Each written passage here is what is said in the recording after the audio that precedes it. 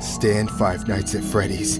I lived through the nightmare those games portray, so there is nothing entertaining about them to me. People think it's based on Chuck E. Cheese, but that's just the aesthetic.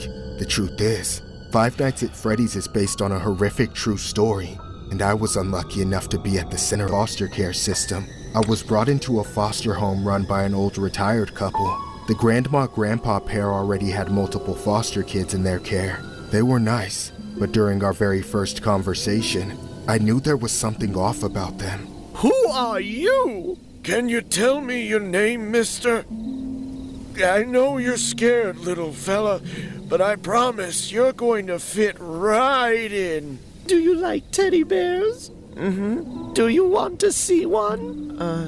Okay. All right then. Why don't you follow me? I thought they were going to give me a new stuffed animal as a welcoming gift, but instead, I was shown their creations. 5 gigantic animal costumes were sitting around the house. Each of them some kind of home, just pretended they were a kind of animal I hadn't learned about yet. In fact, I couldn't out. I knew I made the right call when I finally got to talk to some other kids. According to them, our foster parents worked hard to create them just so the kids had something cool to look at or play with when walking around the house. Later on, I made friends with a kid I'll just call Sean. We quickly became close as we shared a room, but the longer I lived there, the worse things seemed to get. Gradually, a stench built up in every room and every corner of the house. Nobody could figure out where it was coming from. Beyond our general living conditions, creepy things were happening more and more. At night, I could hear noises outside my room. They sounded like distant screams somewhere, but I was too scared to leave my room to check. Along with everyone else, I started to lose sleep. I was wide awake every night, trying my hardest not to listen to those horrible noises, but I always failed, leaving me falling asleep all day at school. One day, my friend Sean got sick. I got out of bed and went to get him up so we could get ready together, but he could barely keep his eyes open. I didn't know what was wrong with him. Our foster parents said he was running a fever, so he would have to stay home. I didn't want to go to school alone, but I didn't have a choice. When school was done, I went home. Sadly, the second I walked through the door, both my foster parents were right there waiting for me with awful news. They told me Sean had been taken out of the foster program. He was gone. Well, but it was about to get so much worse than I ever could have imagined. The second I walked into my room, I saw it. There was a new monstrous costume sitting in the middle of the floor, and its eyes, they were human. They were familiar. I'd seen those eyes before just that morning, but now they were hidden behind all these wrong, fake animal parts. I ran right down the stairs and out of that nightmare house before anyone could catch me. The first person I ran into, I begged them to call the cops. Don't you notice how The police searched the house, and my foster parents were arrested when the grisly truth was unearthed. All the costumes in the house were filled with corpses. Those demonic people had been sewing their foster children into these animal suits, cutting and twisting and breaking their bodies, reforming them with brutal amateur surgery into the abominations I was living with. The foster care program was just their scheme to collect more victims. The worst part is what they did to my friend Sean. They made him sick and helpless by overdosing him with medications, then put him through hell to make him fit into that costume, placing him in our room for me to discover like it was some kind of sick joke. But unfortunately for them, my mind hadn't yet been broken. Not completely anyway. I knew Sean was in there, and I wasn't going to stick around to share his fate. The news of this story shocked the small town I lived in, but this all happened before the days of the internet, so it managed to stay our town's darkest secret. That was until someone turned my most traumatic experience into Five Nights at Freddy's and put it on blast for the whole world to see. Thanks to those games, I now face constant reminders of what happened. This FNAF story was inspired by a viral incident involving a couple named Martha and Eugene Grimes, who were known for fostering children and aiding the needy, but were really harboring dark secrets in their Victorian home. A series of disturbing photos showcases the Grimes couple, terrified victims, and horrifying their costumes. which were allegedly what the Grimes couple used as taxidermy for their victims. It was said that the couple took out dozens of foster children by sewing them into animal costumes. Guests seeking refuge were sedated by the Grimes and forcibly stitched into animal costumes, turned into unwilling performers for a perverse entertainment. The Grimes' grotesque charade continued undetected for 18 years, the truth hidden by the couple's veneer of generosity and community spirit. The horrors were unearthed in 2022 when a former foster child, triggered by the game Five Nights at Freddy's, recalled the trauma, leading to a shocking investigation. As the investigation deepened, authorities uncovered a mass grave on the property's outskirts. Amidst the overgrowth, many victims were found, still grotesquely bound within their costume prisons.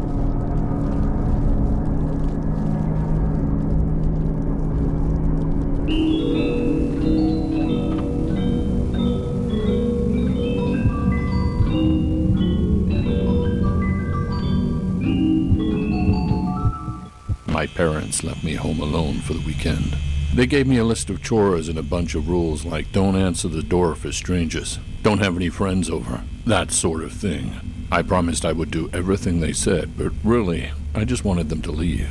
Wouldn't any kid want the house to themselves? Once they were gone, I got to do whatever I wanted. I ate junk food, played video games, and even got to surf the internet on sites I usually wasn't allowed to go on when they were around. Later in the evening, as I was cleaning up and getting ready for bed, I heard a knock at the door. I didn't believe it at first, but I couldn't stand to ignore it. So I snuck downstairs to look through the people ditch, but instead, outside, hoping the guy would just give up and leave. When I put my eye back up to the people, I nearly lost my shit, because I saw the man's face pressed right up against it. I know you're home. Open the door, Michael. How the hell do you know my name? The same reason I know you're all alone. Your parents told me. You're lying. Why would they do that? Because they wanted me to deliver to you a gift, Michael. Don't you see? The man then stepped aside, revealing a huge box, big enough for him to fit inside. However, I almost felt convinced this guy was actually a friend of my parents. Despite how frightening it all felt, I ended up opening the door for him. To my surprise, he didn't immediately rush in and attack me like I was worried he would. He just stood there with a huge grin on his face. I then stepped aside to allow the man to push the box inside. After that, he was gone. I immediately closed and locked the door, leaving me alone once again, except for the unknown giant box. Starting from the top, I grabbed a corner of the box and started slowly tearing it down. I uncovered about 2 feet and then I saw it. The face staring back at me. I almost wish it was a human face, but in a way, it was much worse. It was the face of a life-size dummy of Freddy Fazbear. It didn't make sense. I hadn't been to Freddy Fazbear's pizzeria since I was a kid. Last time I heard about it, the place was getting shut down. And then, it finally dawned on me. My parents must have bought the real Freddy Fazbear at an auction. Thankfully, he was still in the box, just like an action figure. Surely he didn't work anymore. So I just left him like that and went back upstairs to my room. Earlier, I had planned to sleep, but after that whole interaction, I was antsy as hell. I played some video games for a few more hours until I passed out. However, every time I went downstairs to grab something to drink or eat, I saw it in the corner of my eye. To be honest, it was as creepy as hell. I didn't want to look directly at him, but I wanted to make sure he was still there, and that he hadn't moved like the video games. As far as I could tell, he was lifeless. Eventually, I got tired enough to get into bed. Yet, just as I let my guard down, it started. The noises.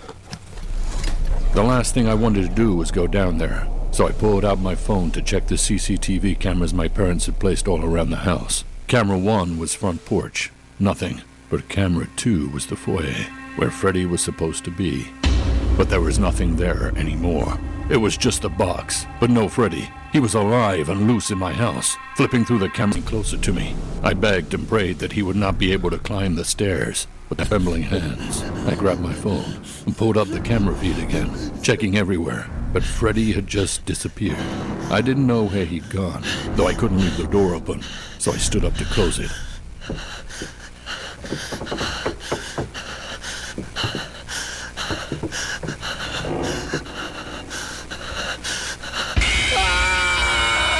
Somebody help me!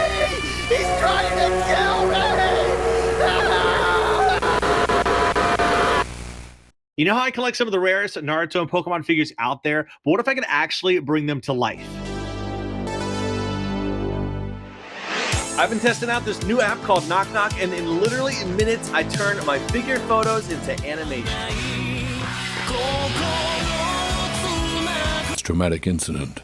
There have been no signs of life from Freddy Fazbear, the head of the boy.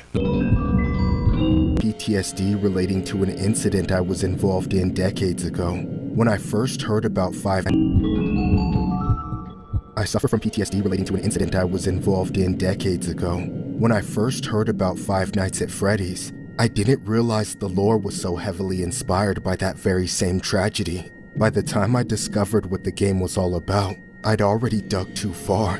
It all started back when I first worked at McDonald's. However, for the sake of simplicity, I'll just call it Freddy Fazbear's. As usual, I was working the night shift. I took orders, cooked the food, served it, cleaned, and did just about everything. Even though it was only a Wednesday night, it was the middle of the summer, so we were quite busy. I made pizzas and poured drinks for customer after customer, keeping the place going. For context, this wasn't just the average crummy chain restaurant. We were actually popular. Fazbear's was a place for people to hang out, especially young folks. Teenagers were always searching for stomping grounds, guys for places to hit on chicks, broke couples for cheap dates. And we were all of that to all those people. Unfortunately, my shift took a sharp left turn when this older guy randomly walked in. The best way I can describe him is that he looked like Jeffrey Dahmer, but at least 30 years older. He honestly looked horribly out of place, especially the way he smiled made him look mentally ill, and everything about him was just eerie. Of course, I tried my best not to judge as the man came up to the counter, but when I asked him how I could take his order, our interaction only made me more suspicious of him. For several seconds, he didn't even say anything. He just stared at me with these empty, unfeeling eyes. He then reached into his pocket, pulled out some change, and placed it on the counter while locking his eyes at me.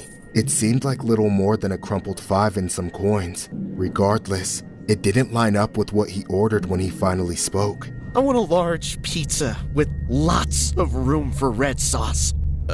Sir, we can give you extra sauce, but $6 isn't enough. Shh. I'll be back very soon. And when I return, I expect to see an extra large pizza. The biggest size you have. Enough to hold more red sauce than you've ever seen. I don't know if I could do that, sir. Before I had time to get into it with him, he just left. He walked right out of the restaurant, leaving his money behind. I was completely baffled. That guy just gave me the creeps. But aside from that, treating me the way he did in front of all the customers annoyed the hell out of me. I hated feeling embarrassed by entitled people, but just to keep him from coming back and embarrassing me again, I decided to make his pizza. In order to make sure it was done to his liking, I left the register in the hands of a coworker and went back to make the damn thing myself. After I stretched the dough as far as it would go, I slid it into the oven to par bake so all the extra sauce wouldn't make it soggy. As I stood by the oven, I was staring at the floor and listening to the noise of the restaurant, when suddenly, I heard the unthinkable. Explosions, gunshots, dozens of them, even hundreds, followed instantly by a wave of screaming. I dropped to the floor on instinct, not knowing where any of it was coming from. There was panic in all directions. I had to figure out what the hell was going on, but I didn't want to go near it, so I got to my knees, stayed low, and rushed to the back office. Once inside, I closed the door and locked myself in. The monitors for all the security cameras in the building were inside that office. I looked through them and saw what was happening in the restaurant. It was that same creep. Every camera I checked, every angle I saw, he was in it with multiple firearms on him, taking people out right in front of my eyes. I picked up the phone next to the monitor and called 911. I told the operator what was happening, and once I knew the cops would be on the way, I got the hell out of there. So I went straight for the back door and ran for my life. The cops arrived at the building minutes later, but the shooter wasn't done. He wasn't taking hostages, and he wasn't surrendering. After a 2-hour standoff, during which that monster continuously slaughtered innocent people. He was finally taken down by a SWAT sniper. When it was all said and done, over 20 people were dead, all customers of mine. I could never go back. Decades later, this Five Nights at Freddy's was released, and I come to find out it was allegedly inspired by this incident. It's made my PTSD come back with a vengeance. The pure dread and terror, the guilt and shame of the things I could have done differently. It's all resurfaced because of Five Nights at Freddy's. It's been notoriously known that the FNAF game creator has stated that the game's themes were inspired by tragic events, such as the 1984 San Ysidro McDonald's massacre, which involved a mass shooting. The incident occurred at a McDonald's restaurant in the San Ysidro neighborhood of San Diego, California, on July 18, 1984. The perpetrator was 41-year-old James Huberty, who fatally took out 22 people and wounded 19 others before being taken out by a police sniper because of Five Nights at Freddy's. It's been notoriously known that the FNAF game creator has stated that the game's themes were inspired by tragic events, such as the 1984 San Ysidro McDonald's massacre, which involved a mass shooting. The incident occurred at a McDonald's restaurant in the San Ysidro neighborhood of San Diego, California, on July 18, 1984. The perpetrator was 41-year-old James Huberty, who fatally took out 22 people and wounded 19 others before being taken out by a police sniper, approximately 77 minutes after he had first opened fire. Prior to the tragic event, it was said that James calmly informed his wife that he was going to hunt humans. A few minutes later, he went out and did what he did at the McDonald's restaurant. The tragedy remains the deadliest mass shooting in California till this day.